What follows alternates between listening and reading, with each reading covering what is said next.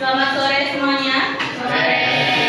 Terima kasih atas kesempatan yang kalian berikan kepada kami hingga kami dapat mempresentasikan materi kami, yaitu demokrasi yang bersumber dari Pancasila pada hari ini. Sebelumnya, perkenalkan saya Aura Marita Kristalia sebagai moderator dan pemateri. Perkenalkan, nama saya Ignatius Vito. Perkenalkan, nama saya Putu Sukaisi. Perkenalkan, nama saya Rafi Jogi. Perkenalkan, nama saya Bagus Sejekpar. Baik, kita akan masuk ke materi pertama.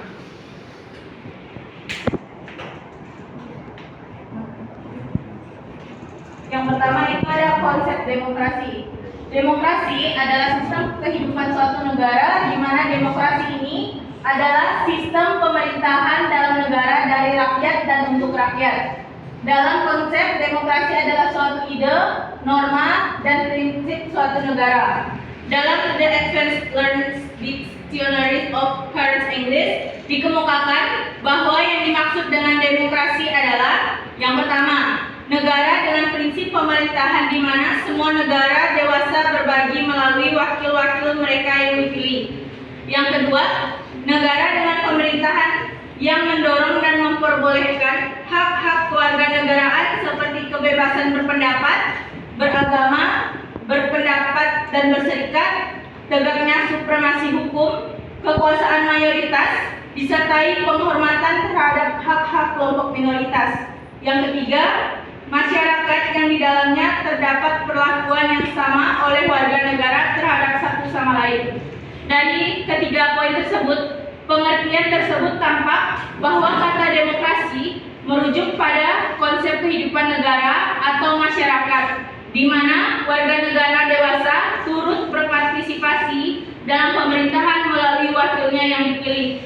Pemerintahannya mendorong dan menjamin kemerdekaan berbicara, beragama, berpendapat, berserikat, menegakkan rule of law, adanya pemerintahan mayoritas yang menghormati hak-hak kelompok minoritas, dan masyarakat yang warga negaranya saling memberi perlakuan yang sama.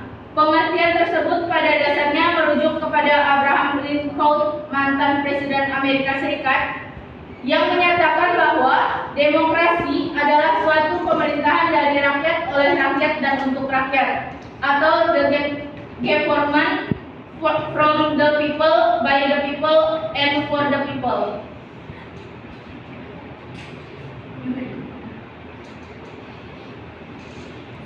Tiga tradisi pemikiran tentang politik demokrasi. Yang pertama itu ada Aristotelian Theory, di mana pemerintahan dikuasai atau diatur oleh warga negara yang memenuhi syarat kewarganegaraan. Yang kedua, Medial Theory, kekuasaan tertinggi negara terdapat di tangan rakyat.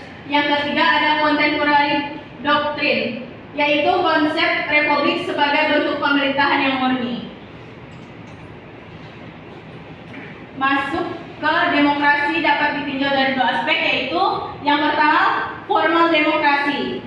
Hal ini menunjukkan pada demokrasi dalam arti sistem pemerintahan. Hal ini dapat dilihat dari dalam berbagai pelaksanaan demokrasi. Yang kedua ada substantif demokrasi. Hal ini menunjuk pada bagaimana proses demokrasi itu dilakukan. Proses demokrasi.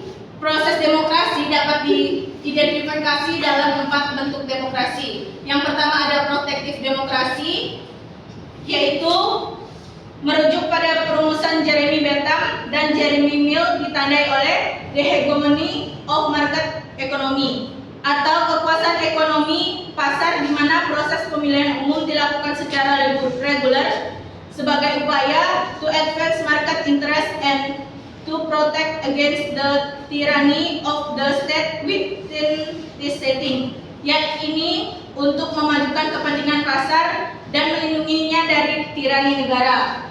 Yang kedua ada developmental demokrasi, yaitu ditandai dengan konsepsi the model of man as a possessive individualist, atau model manusia sebagai individu yang posesif, yakni manusia sebagai makhluk yang mempunyai pengembangan kekuasaan atau kemampuannya. Yang ketiga itu ada equilibrium demokrasi atau pluralis demokrasi.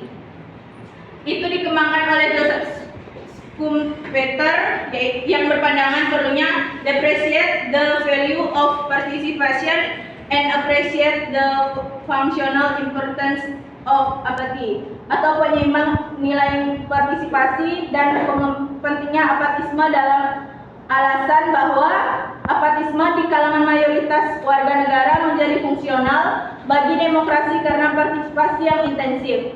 Sesungguhnya dipandang tidak efisien bagi individual yang rasional. Selain itu ditambahkan bahwa participants active the authoritarians already latent in the mass and overload the system with demands which it cannot meet. Yakni bahwa partisipasi membangkitkan otoritarisme yang laten dalam massa dan memberikan beban yang berat dengan tuntutan yang tidak bisa dipenuhi. Yang keempat itu ada participatory demokrasi yang diteorikan oleh C.B. Macpherson yang dibangun dari pemikiran paradoks dari J.J. Rousseau yang menyatakan bahwa kita tidak dapat mencapai partisipasi yang demokratis tanpa perubahan lebih dulu dalam ketidakseimbangan sosial dan kesadaran sosial. Tetapi kita juga tidak dapat mencapai perubahan dalam ketidakseimbangan sosial dan kesadaran sosial tanpa meningkatkan partisipasi lebih dulu. Dengan kata lain, perubahan sosial dan partisipasi demokrasi perlu dikembangkan secara bersamaan karena satu sama lain saling memiliki ketergantungan. Pemikiran demokrasi Indonesia. Menurut Budiarjo dalam buku Dasar-Dasar Ilmu Politik tahun 2008, demokrasi yang dianut di Indonesia adalah demokrasi yang berdasarkan Pancasila yang masih terus berkembang dan sifat dan ciri-cirinya terdapat berbagai tafsiran dan pandangan. Meskipun demikian, tidak dapat disangkal bahwa nilai-nilai pokok dari demokrasi konstitusional telah cukup tersirat dalam Undang-Undang Dasar Negara Republik Indonesia tahun 1945. Menurut Muhammad Hatta, kita sudah mengenal tradisi demokrasi jauh sebelum Indonesia merdeka, yakni demokrasi desa. Demokrasi desa atau desa demokrasi merupakan demokrasi asli Indonesia yang bercirikan 3 hal, yaitu yang pertama cita-cita rapat, yang kedua cita-cita masa protes, yang ketiga cita-cita tolong-menolong. Ketiga unsur demokrasi desa tersebut merupakan dasar pengembangan ke arah demokrasi Indonesia yang modern. Demokrasi Indonesia yang modern adalah daulat rakyat, tidak hanya berdaulat dalam bidang politik, tetapi juga dalam bidang ekonomi. Dari konsep demokrasi tersebut, kita dapat menyimpulkan bahwa demokrasi ini sangat penting, karena tanpa adanya demokrasi di suatu negara dan segala sesuatunya diatur oleh pemerintah, maka hilanglah kesejahteraan masyarakat dan kacaulah negara tersebut. Demokrasi sangatlah penting dan diperlukan masyarakat. Tidak hanya sekadar pemerintahan yang memegang keadilan dalam pengaturan suatu negara, perlu adanya masyarakat yang programan, mendukung, dan masyarakat perlu terlibat dalam pembangunan suatu negara demi terciptanya kemakmuran dan kesejahteraan negara. Kita lanjut ke materi kedua.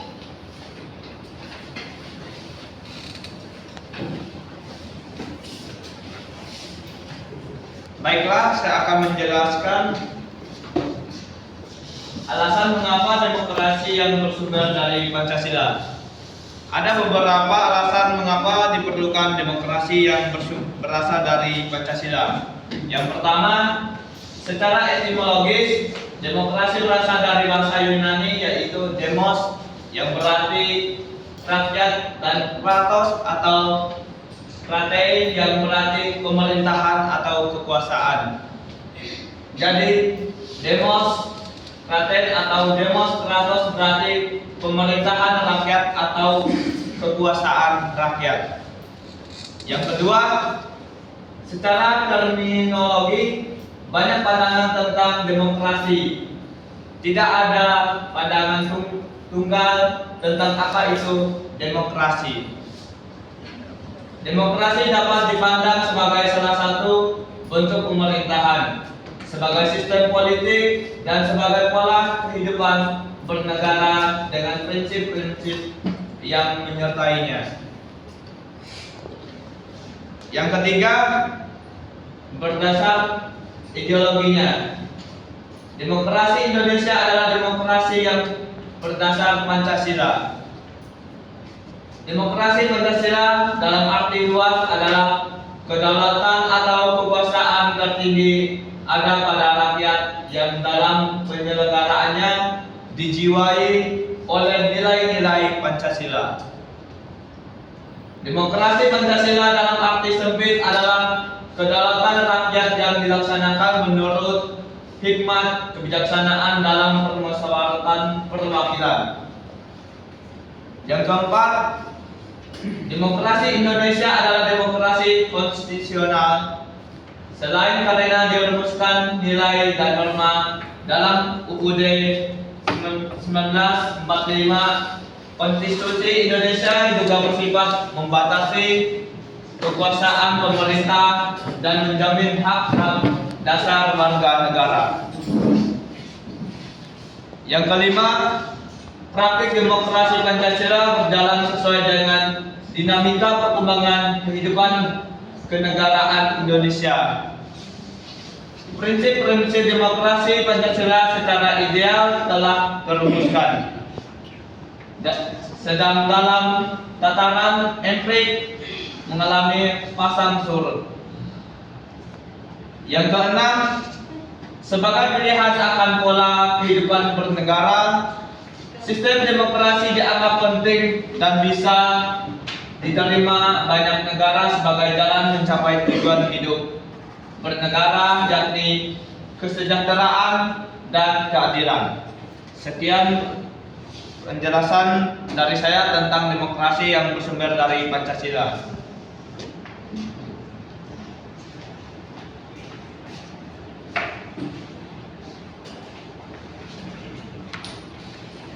Baik, selanjutnya yaitu menggali sumber histori, sosiologi, dan politik tentang demokrasi yang bersumber dari Pancasila. Sebagaimana telah dikemukakan Muhammad Hatta, demokrasi Indonesia bersifat kolektivitas. Itu sudah berurat dan berakar di dalam pergaulan hidup rakyat. Setidaknya ada 3 sumber yang menghidupi cita-cita demokrasi dalam kalbu bangsa Indonesia, yaitu yang pertama, sumber nilai yang berasal dari demokrasi desa. Yang kedua, berasal dari Islam. Dan yang ketiga, sumber nilai yang berasal dari Barat. Baik, yang pertama, sumber nilai yang berasal dari demokrasi desa, yang diformulasikan sebagai pemerintahan dari rakyat, oleh rakyat, dan untuk rakyat, merupakan fenomena baru bagi bangsa Indonesia ketika merdeka. Kerajaan-kerajaan pra-Indonesia adalah kerajaan-kerajaan feodal yang dikuasai oleh raja-raja autokrat. Akan tetapi, nilai-nilai demokrasi dalam taraf tertentu sudah berkembang dalam budaya Nusantara dan dipraktikkan setidaknya dalam unit politik terkecil seperti desa. Yang kedua, sumber nilai yang berasal dari Islam. Nilai demokrasi yang berasal dari Islam bersumber dari akar teologisnya. Inti dari keyakinan Islam adalah pangkuan kepada Tuhan Yang Maha Esa, tauhid, monoteisme. Dalam keyakinan ini hanya Tuhan satu-satunya wujud yang pasti. Semua selain Tuhan bersifat balaka. Konsekuensinya, semua bentuk pengaturan hidup sosial manusia yang melahirkan kekuasaan mutlak dinilai bertentangan dengan jiwa tauhid. Yang ketiga, sumber nilai yang berasal dari Barat. Masyarakat Barat Eropa mempunyai akar demokrasi yang panjang. Pusat pertumbuhan demokrasi terpenting di Yunani adalah kota Athena, yang sering dirujuk sebagai contoh pelaksanaan demokrasi partisipatif dalam negara kota sekitar abad ke-5 sebelum Masehi. Nah, selanjutnya perlu dipertanyakan bagaimana praktik demokrasi di Indonesia sejak dulu sampai sekarang. Apa Indonesia telah menerapkan demokrasi Pancasila dalam kurun sejarah Indonesia merdeka sampai sekarang? Sekarang ini ternyata pelaksanaan demokrasi mengalami dinamikanya. Indonesia mengalami praktik demokrasi yang berbeda-beda dari masa ke masa. Sudiarjo 2008 menyatakan bahwa dari sudut perkembangan sejarah Indonesia, demokrasi Indonesia sampai masa Orde Baru dapat dibagi dalam 4 masa, yaitu yang pertama ada masa Republik Indonesia 1 1945 sampai 1959 yang dinamakan masa demokrasi konstitusional yang menonjolkan peranan parlemen dalam partai-partai, karena itu dinamakan demokrasi parlementer. Yang kedua, masa Republik Indonesia 2 1959 sampai dengan 1965, yaitu masa demokrasi terpimpinnya yang banyak menyimpang dari demokrasi konstitusional yang secara formal merupakan landasan dan penunjukan beberapa aspek demokrasi rakyat. Yang ketiga, Republik Indonesia 3 1965 sampai 1998, yaitu masa demokrasi Pancasila. Masa Pancasila demokrasi ini merupakan demokrasi konstitusional yang menonjolkan sistem presidensial. Yang keempat, masa Republik Indonesia keempat 1998 sampai dengan sekarang, yaitu masa reformasi yang menginginkan tegaknya demokrasi di Indonesia sebagai koreksi terhadap praktek-praktek politik yang terjadi pada masa Republik Indonesia 3. Sekian materi yang bisa saya sampaikan, kurang lebihnya mohon maaf.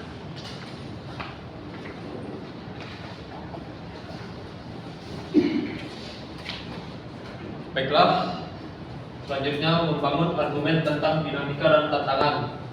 Jika kita ditanya di mana tempat melihat postur demokrasi kita secara politik, tentu saja jawabannya adalah dalam konstitusi kita sepanjang sejarah Indonesia pernah mengalami dinamika ketatanegaraan sering dengan berubahnya konstitusi yang dimulai sejak berlakunya UUD 1945. Yakini konstitusi RIS 1949, UUD 1950 dan kembalinya ke UUD 1945 sebanyak 4 kali. Untuk memahami dinamika dan tantangan demokrasi kita itu, kita diminta untuk membandingkan aturan dasar dalam naskah asli UUD 1945 dan bagaimana perubahannya berkaitan dengan MPR, DPR dan DPD. Majelis Permusyawaratan Rakyat atau disingkat dengan MPR.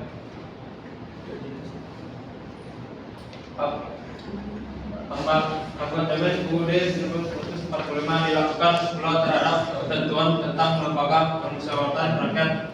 Yakini MPR merupakan lembaga tertinggi negara. Bagaimana setelah mendapat perubahan, Majelis Permusyawaratan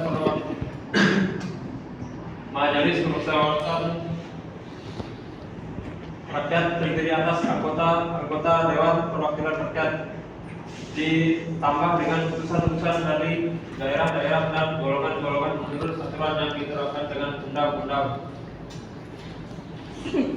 Selanjutnya, Dewan Perwakilan Rakyat atau disingkat dengan DPR. Dalam upaya mempertegas pembagian kekuasaan dan menerapkan prinsip saling mengawasi dan mengimbangi yang lebih ketat dan transparan, maka ketentuan mengenai DPR dilakukan perubahan. Anggota Dewan Perwakilan Rakyat dipilih melalui pemilihan umum. Susunan Dewan Perwakilan Rakyat diatur dengan undang-undang. Dewan Perwakilan Rakyat bersidang sedikitnya sekali dalam setahun. Dewan Perwakilan Daerah disingkat dengan DPD. Ketentuan mengenai Dewan Perwakilan Daerah merupakan hal baru dalam Undang-Undang 1945. Ketentuan ini diatur dalam bab terdiri dari atas 2 pasal, yaitu pasal 22C dan pasal 22D. Pasal 22C, anggota Dewan Perwakilan Daerah dari setiap provinsi provinsi melalui pembinaan hukum. Pasal 2 Dewan Perwakilan Daerah dapat mengajukan kepada Dewan Perwakilan Rakyat rancangan undang-undang yang berkaitan dengan otonomi daerah, hubungan pusat dan daerah. Sekian dari materi saya.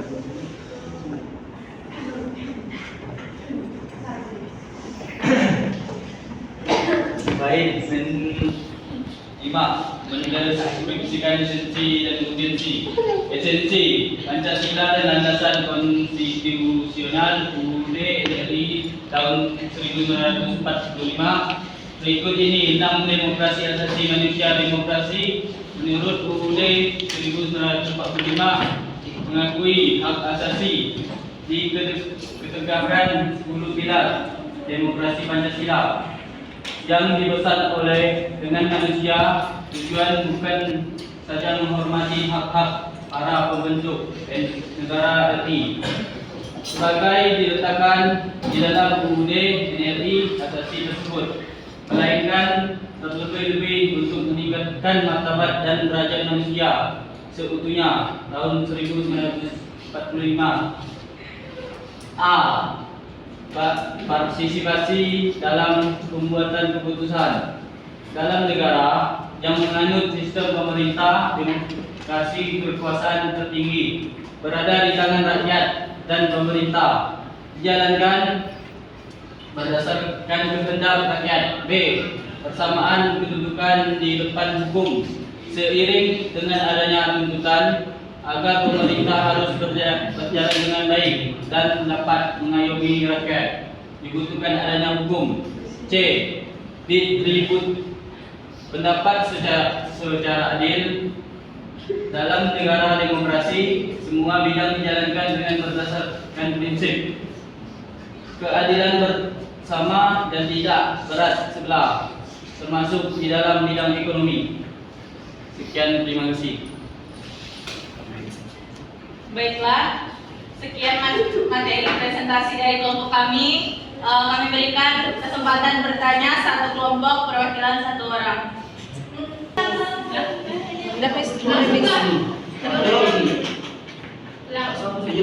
Iya. Baiklah, silakan.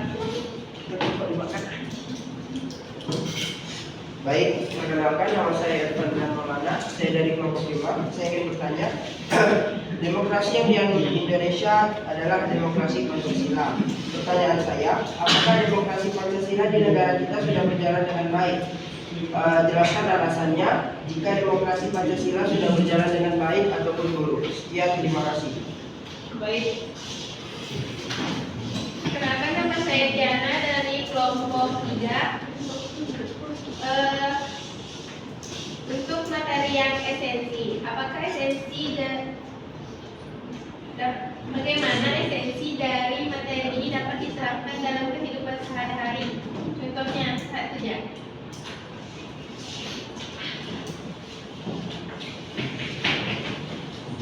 Ada lagi yang ingin bertanya?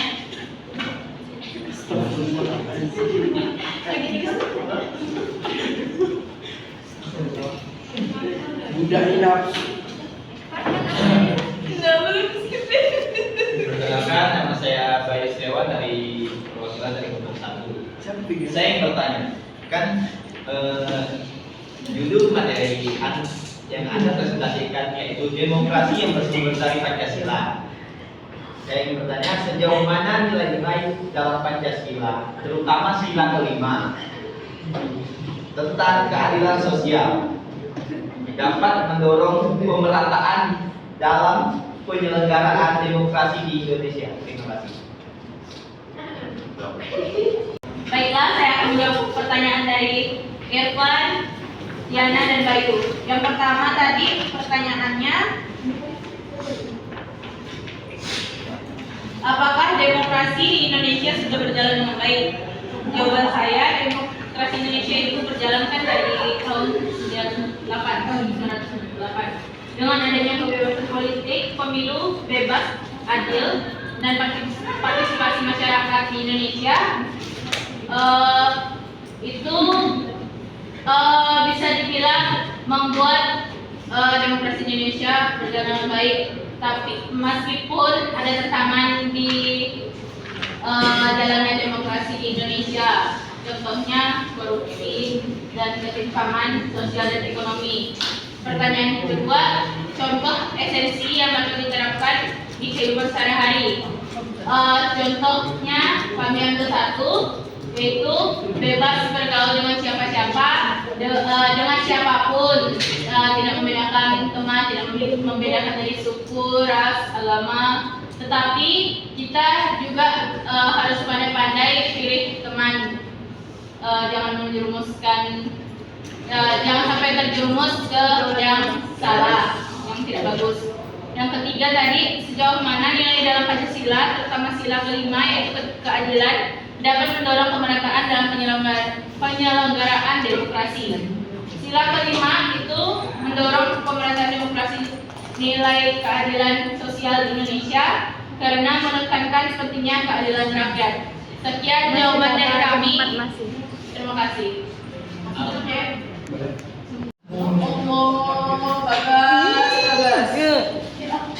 Sekian presentasi dari kelompok 4. Kurang lebihnya mohon maaf. Sekian dari kami. Terima kasih. Assalamualaikum warahmatullahi